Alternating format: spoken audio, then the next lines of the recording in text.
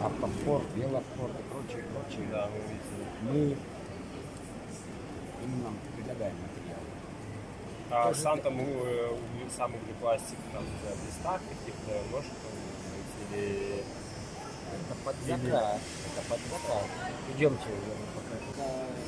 Это, вот это вот слой вот этой вот ткани, пропитанной смолой. Мы ткани на вид положили, да, это вот карбон, плотностью 220 грамм на метр. Вот такие изделия. Это разные работы заказчиков, клиенты наши, которые заказывают. Там масляный бак для мотоциклов, воздушный фильтр, вот, всякие патрубки. Ну, с отходов мы уже еще даже начали делать лошади.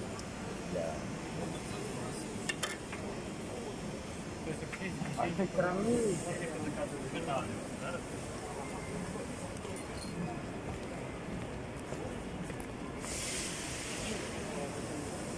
Делает топливные баки для автомотоспорта. Это стеклопластик, да? Конечно. Это кевлар уже. Кевлар карбон. Стекломат. Это полиэфирные смолы. Элементы на принтер, которые у нас гниют. Тесла. Капот. Возможные воздушные фильтры. Монолитные, неразрывная. Нигде. Все это выкладывается за один раз. Вес, жесткость. Сейчас к нам обратилась Белавия шторки на иллюминаторы делать. Мы сейчас занимаемся микром, такие работы, чтобы подобрать то, что хочет заказчик клиент. Конечно, любой формы. Сначала ТЗ, что хотим, какой ингредиент, какие условия эксплуатации. А потом уже наш компьютерский отдел разрабатывает, дальше уже габариты пошли, это влазит, это не влазит и так далее. И ну, так потом изготавливается. так рождается изделие. Говорим, на ваш счет мастер, конструкторская работа, или вы даете мастер-модель, или вы даете, или мы делаем. А параметры цены примерно это плюс-минус километр. Подождите, что значит параметры Ну, цены? к примеру, Ну, вот, получается, условно, вот этот бак мастер-модель. 1000 рублей. 1000 рублей. 1000 рублей. Значит, это получается мастер-модель. Или это уже Это готовое изделие. То есть, допустим, я обратился, мне нужно единичное изделие, к примеру.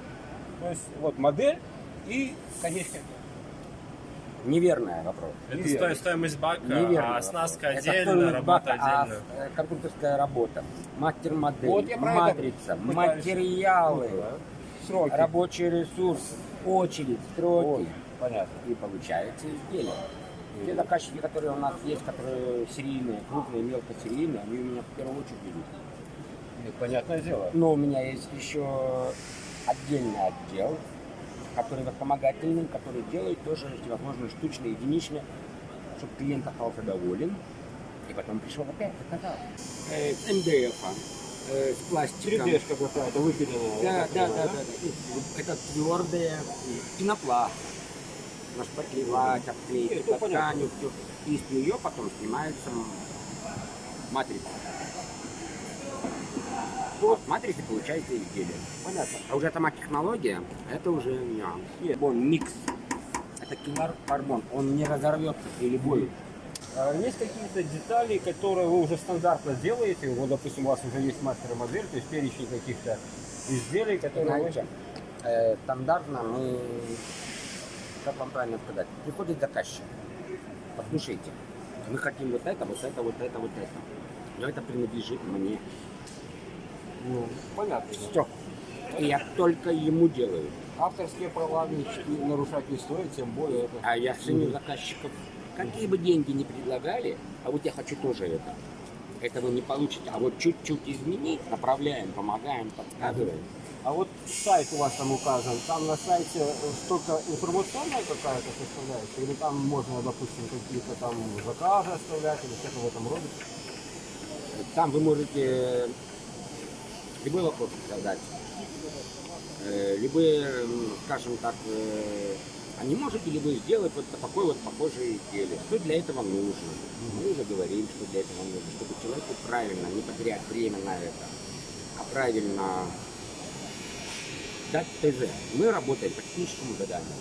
Когда есть очень четко, в какой среде, в каких условиях, какой температуры и так далее, так далее, так далее. Ну, тогда это должен заказчик понимать, допустим, Да. это когда у него массовое производство, а когда у меня единичное изделие, когда я, мягко говоря, от сахи и плуга пришел к вам, но я хочу вот такое, то есть тут я смогу не совсем ориентироваться в том, как правильно задать вопрос. Поэтому вы говорите, я хочу бампер на «Жигули». Ну, типа, да, вот так. Вот я и говорю. Для того, чтобы делать бампер на «Жигули», сначала нужно делать матрицу.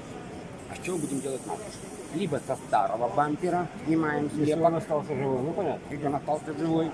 Если нет, мы берем просто параметры, снимаем от вашего крепления автомобиля «Жигули». Мы, может, дизайн поменяем. Мы делаем мастер-модель.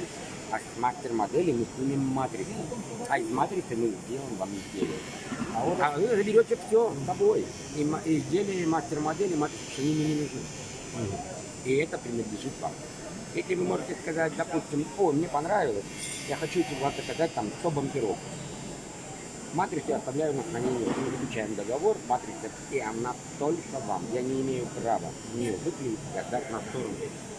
Примерно хотя бы вот цикл изделия, вот оно вот такое вот, вам примерно известно, и у вас уже технологически, вы говорите, много лет работаете, то есть примерно от начала до конца, то есть вы укладываетесь месяц, вы укладываетесь два. Месяц мы не ложимся, а в зависимости от сложности изделия. Так.